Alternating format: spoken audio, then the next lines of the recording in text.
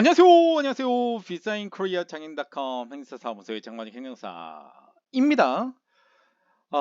올해 초에 첨단 산업 분야 종사자 또 예정자 관련해 가지고 E7S1 비자와 E7S2 비자에 대해서 간략하게 한번 설명을 해 드렸고, 최근에 E7S2에 관련돼서 문의가 상당히 많아서 오늘 디테일한 자료 최종 E7S2 자료를 만들었습니다. 여러분들 준비하시는 과정에서 제가 오늘 보여드리고 설명해드린 부분으로 준비를 하시면 상당한 혜택이 있을 것이다. 이렇게 말씀을 드릴 수 있겠습니다. 어, 첨단 산업 분야의 종사자, 종사 예정자에 관련돼서는 이전에 설명해드린 것처럼 네거티브 방식의 정책입니다. 이전에는 E7 비자로, 이제 전문 인력 같은 경우는 E7 비자에 포커싱이 맞춰져 있는데, 이제 기술력이 발전을 하고 산업이 발전을 하면서 E7 비자의 특정 활동 비자 67개 전문 직종에 관련된 그 범위가 확대가 되는데 이 모든 걸 담아내지 못했어요. 그래서 네거티브 방식의 이제 E7S2 비자가 아주 획기적이다 이렇게 말씀을 좀 드렸고, 최근에 국내 대학 졸업자들 중에서 이제 E7S2 비자를 받으신 분들이 상당히 계십니다. 이제 그분들이 나중에 F7이라든가 그다음에 F5 16 비자로 변경을 했을 때 혜택들이 상당을 합니다.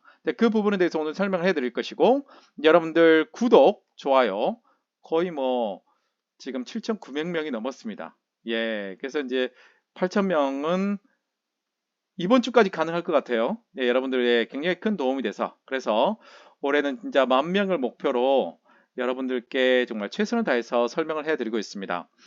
최근에는 영어로 이제 이전에는 제가 동일한 강의를 한국어가 영어로 진행을 했었는데 영어 쪽으로 조금 강의 일을 좀 해달라 하시는 분들이 계셔서 이제 중요한 비자들 특별한 케이스가 있는 경우에 이제 영어로 강의를 해 드릴 예정입니다. 자, 들어가겠습니다. 자, E7S2 비자는 첨단 산업 분야의 종사자입니다. 첨단 산업 분야가 무엇이냐? 이 부분에 대해서는 제가 조금 이따가 설명을 해드릴 거고, 자, 처음에 E7S2를 비자를 변경할 수 있는 대상, 아니면 사증으로 초청할 수 있는 대상, 그리고 요건이 무엇보다 중요합니다. 자, 자격 대상은 여기는 이제 별이 한 2개, 3개 정도 돼야 됩니다. 오늘 1345 통해서도 여러 번 확인을 했었고, 관할 출입국에서도 답을 못 주는 경우가 좀 있어가지고 이 부분들은 조금 더 제가 설명을 해드리겠습니다. 자, 지침상에는 첨단 산업 분야 종사자 가로치고 예정자라고 되어 있습니다. 자, 일반적으로 예정자는 D2 유학 비자로 와서 이제 E7 1 비자가 아닌 E7 S2 비자로 신청을 할 수 있다. 이렇게 말씀을 드리고, 아니면 해외 대학을 졸업을 한 경우에는 사증 발급으로 초청도 가능하다. 이렇게 말씀을 드리고요. 자, 국내에서 비자 변경에 관련돼서는 관할 출입국에서, 왜냐하면 이게 올해 1월 1일부터 시작됐지만 구체적으로 시작된 게 3월이 넘어섰고 아직 인원들은 많지가 않아요. 그러니까 구체적인 지침들이 조금 미비하다 이렇게 말씀을 드리겠습니다. 가장 미비한 것 중에 하나가 현재 첨단 산업 분야에 종사하고 있는 사람이에요. 이 분들은 E7 비자를 가지고 있는데 이 비자가 E7S2로 가능하냐? 신청해 볼 수 있다. 요게 답변이고, 또 하나는 이제 근무처 변경이다. 예를 들면 E7 비자로 A라는 회사에서 일했는데 이제 이 당연히 첨단 기술 분야여야 됩니다. E7 비자로가 아닌 E7S2로 B라는 회사로 가능할 것이냐, 요거는 신청을 해볼 수 있다. 이렇게 지금 말씀을 드리고, 그래서 가장 크게 말씀드리자면 유학생들의 비자 변경을 통해서 요건이 충족되면 E7S2, 그 다음에 국내 회사에서 근무하고 있는 사람이 같은 회사 내에서 근무를 하면서 E7S2 비자 신청 해볼 수 있다. 그리고 근무처를 변경해서 E7-1에서 E7S2로 가능하냐? 신청해 볼 수 있다. 이렇게 보시면 될 것 같습니다.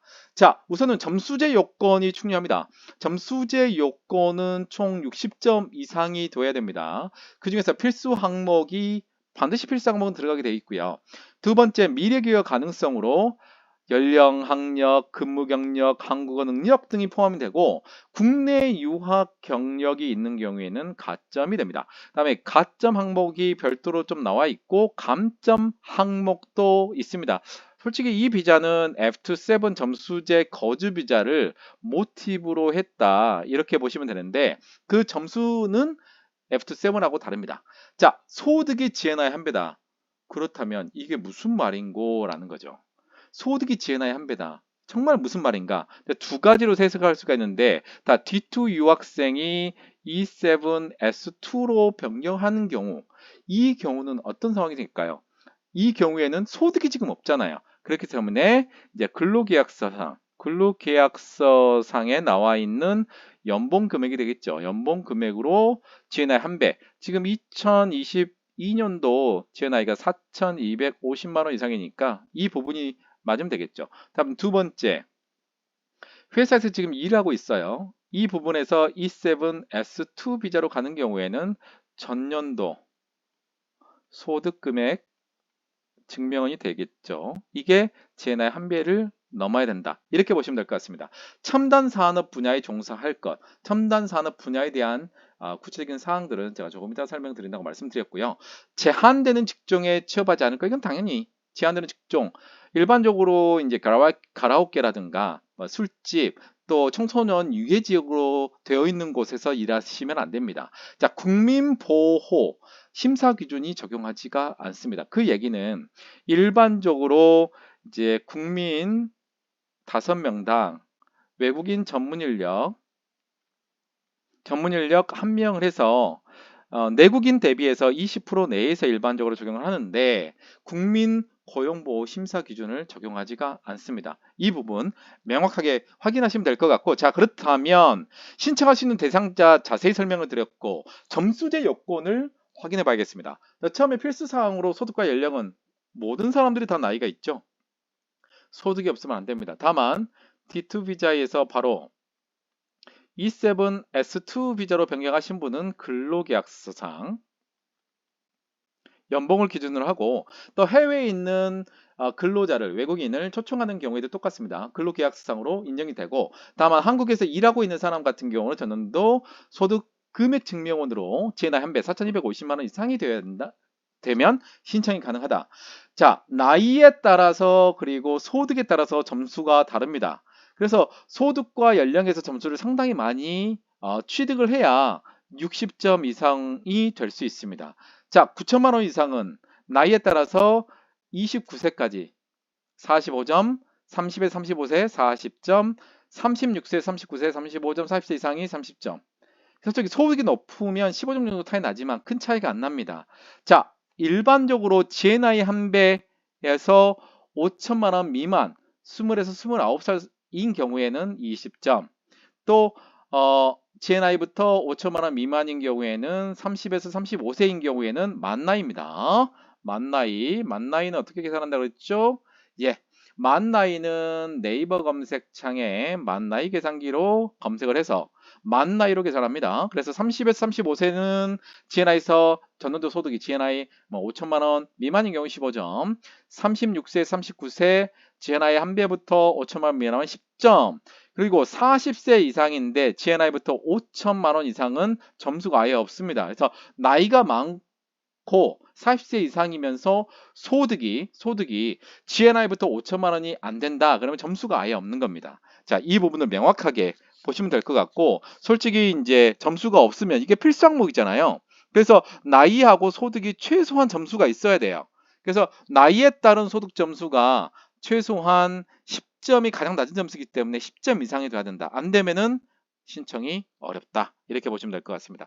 두 번째는 이제 나이에 따른 점수가 별도로 또 주어집니다. 자, 이 20에서 29세는 무조건 주어집니다. 20점. 자, 만 나이 계산으로 해서 30에서 35세 15점, 36에서 39세 10점, 40세 이상은 5점입니다. 자, 앞에하고 차이가 나는 거는 이거는 순수한 연령으로 계산하는 거고, 자, 소득에 따른 소득에 따른 나이를 비교해서 점수가 달라지게 됩니다. 그렇기 때문에 이 필수 항목에 있는 소득과 연령과 그 다음에 연령 별도로 주는 거는 별도 점수가 부여된다는 겁니다. 자, 학력 이걸 이해하기가 정말 쉽지가 않았습니다. 정말 쉽지가 않았어요.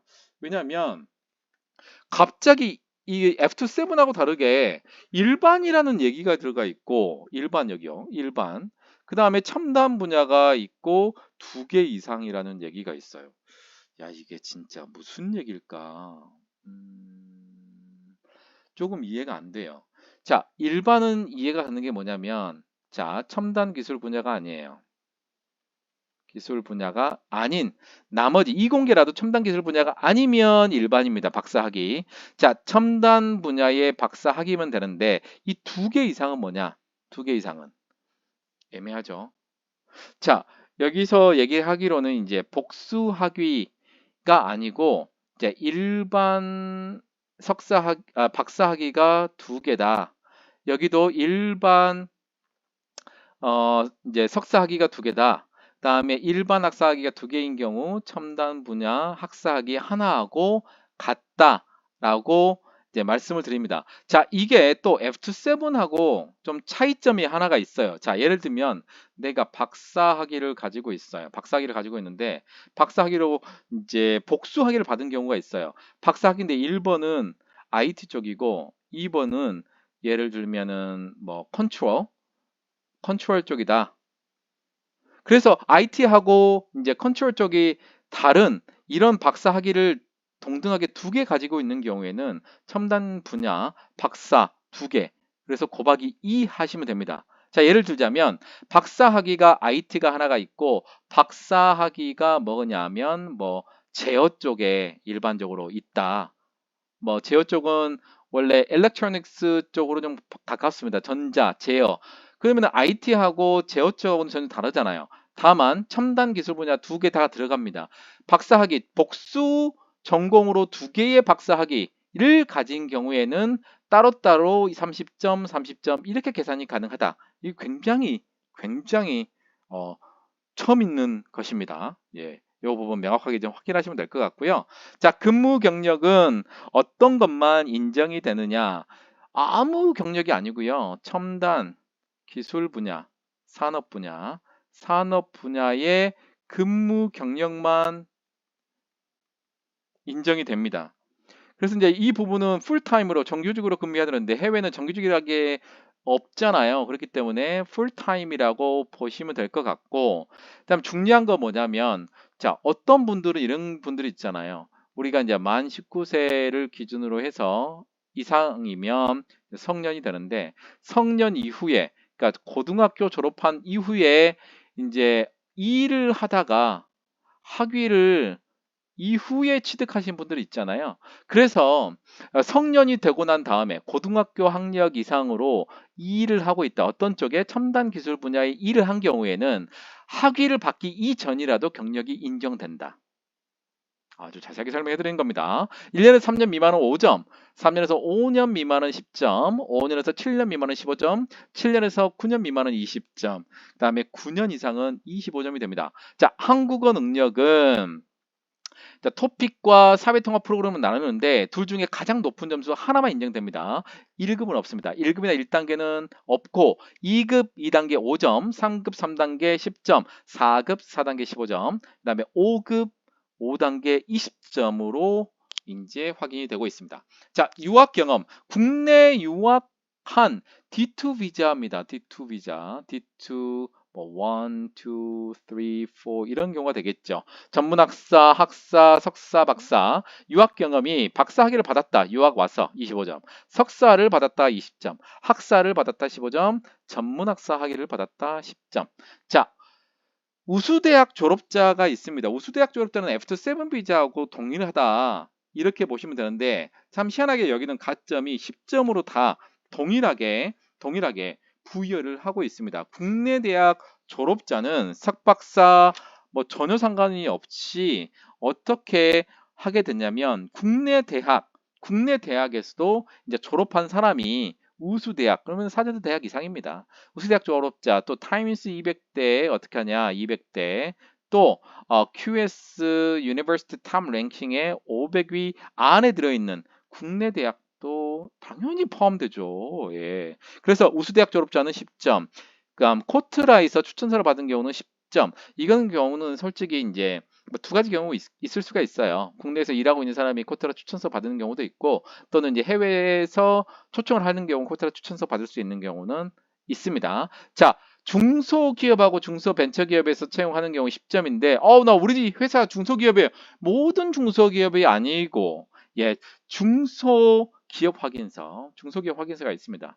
중소기업 확인서라는 게 있어요.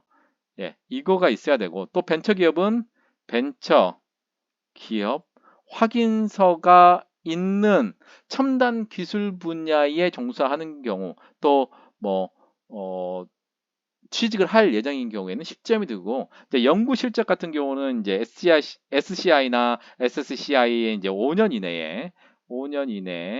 이내에 과학 학술지에 한 편 이상을 이제 제1저자나 교신 저자만 인정이 되는데 그게 10점이다. 이거는 뭐 특별한 사람들은 아닐 것 같아요. 네, 특별하신 분들만 신청이 가능한 점수를 받는 상황이 되지 않을까.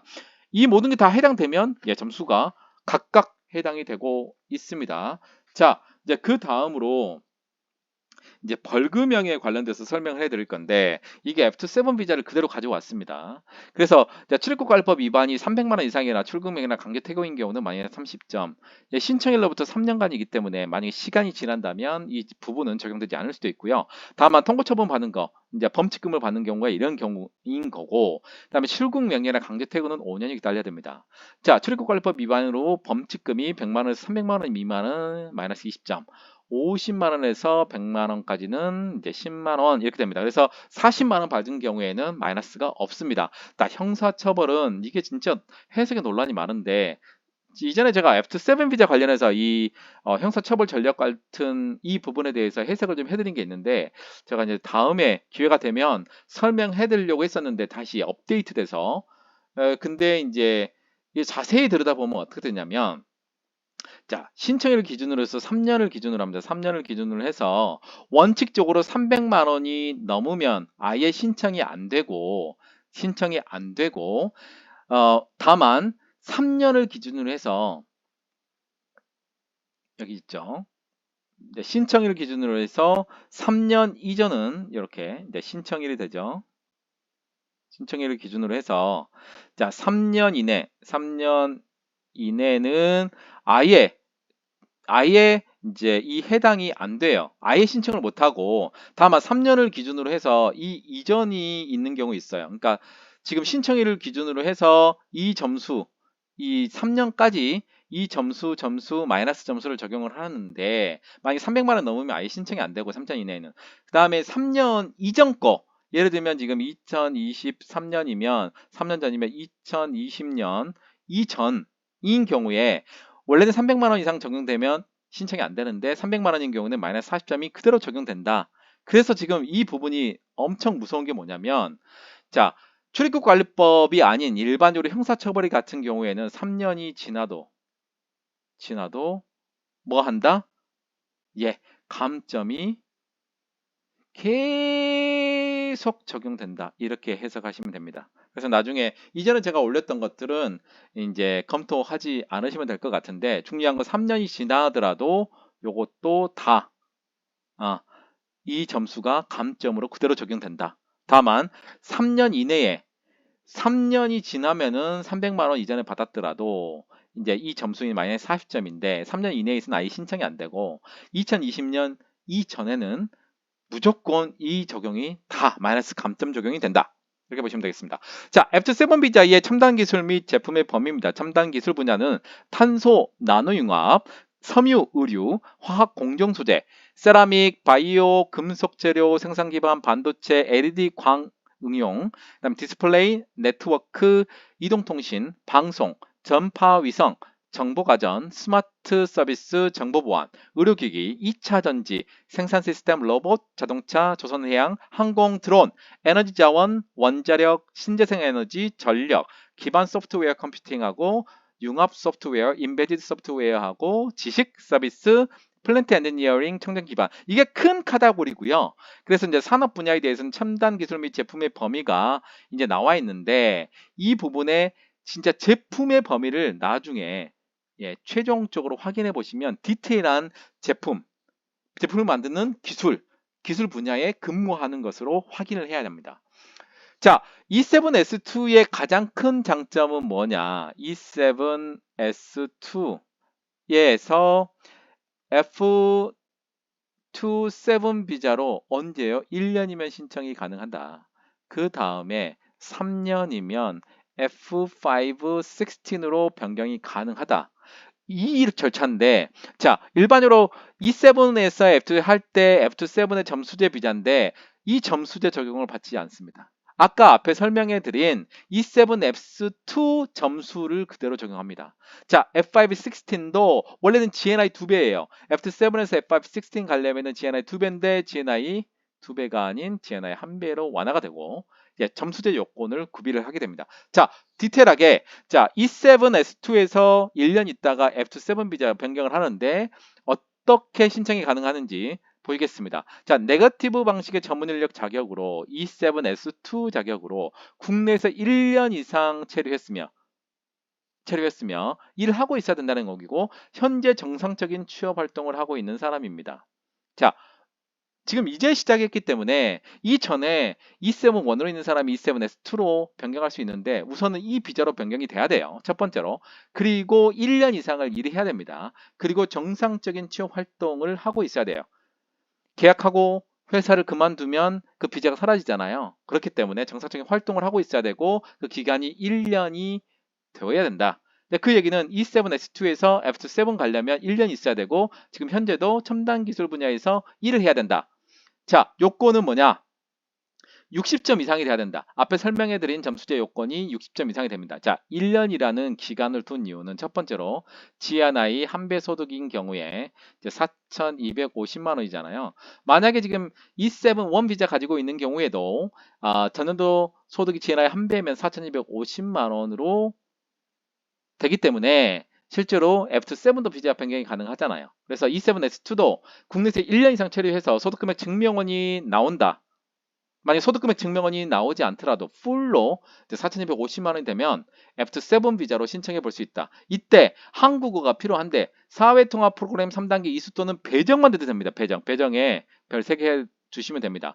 자, 일반적으로 2단계에서 3단계 배정 중에 있거나 또는 이제 단계별 테스트 있잖아요. 내가 어느 정도의 한국어 능력이 있는지 그래서 평가를 받아서 배정이 됐다. 사회통합 프로그램 3단계로 그러면 신청이 가능합니다. 자, F27 점수제 요건은 적용이 안 되고 자, E7S2의 점수제 요건 60점 이상이면 신청이 가능합니다. 자, 아주 큰 장점은 F5 16을 비자를 변경하는 건데 네거티브 방식의 전문 인력 E7S2에서 F27으로 1년 근무하고 F7 비자로 3년을 체류하면 됩니다. 왜 3년이냐면 F7에서 F5 16 비자는 3년을 체류해야 되기 때문에 3년 체류하고 현재 취업 활동을 계속하고 있어야 합니다. 어디에서? 첨단 산업 분야. 그래서 F7 비자로 사업하거나 다른 일을 하게 되면 이 비자를 신청할 수 없는 상황이 됩니다. 자, 그래서 F27에서 이제 F5 16으로 비자를 변경하기 위해서는 F7 비자로 변경한 자만 해당됩니다. 그렇기 때문에 E7S2에서 F5 16은 전혀 불가능한 거고요. 또 E7 그냥 1 비자를 받아가지고 F27 비자 받은 사람이 이제 F5 16 할 때 3년이잖아요. 이 사람도 해당이 안 돼요. 중요한 건 E7S2 그 다음에 E7S2로 F7 점수제로 받은 다음에 3년이 지나서 여기는 3년입니다. 3년이 지나서 GNI 한 배의 소득이 됩니다. GNI는 계속 오릅니다. 그래서 총합적으로 설명을 하게 되면 E7S2를 받고 다음에 F27 비자로 1년 정도 최소 있어야 되고 GNI 한 배 소득이 확인이 돼야 되고 이 경우 F7에서 F5 16으로 이제 3년이 필요한데 이 경우도 점수도 60점, 점수 60점이 필요하다. 장점은 F27 비자 신청할 때 E7 S2에서 사회통합 프로그램 3단계 이수가 필요하고 F5 16 할 때는 한국어 능력이 필요 없다. 이 부분 아주 명확하게 확인하시면 될 것 같습니다. 오늘은 E7 S2 비자 관련해서 첨단 산업 분야 종사자, 일을 하고 있는 사람 또는 예정자, 유학생 일반적이겠죠. E7 S2 오늘의 마지막 2부 요소로 진행을 했습니다. 여러분들 E7 S2에 굉장히 관심이 많으신 분들은 자 010-6383-3078 장만익 행사에게 연락을 주시면 여러분들에게 정말 상세하게 설명해 드리면서 같이 진행할 수 있도록 하겠습니다. 자, 오늘은 첨단 산업 분야의 종사자 예정자에 대한 E7 S2 비자 이전에 설명해 드렸던 일반적인 설명 이외에 조금 더 자세한 최종적인 부분들을 설명해 드렸습니다. 자, 다음에 더 좋은 강의로 뵙도록 하겠습니다. 이상 비자인코리아 장인.com 행사사무소의 장만익 행사였습니다. 감사합니다.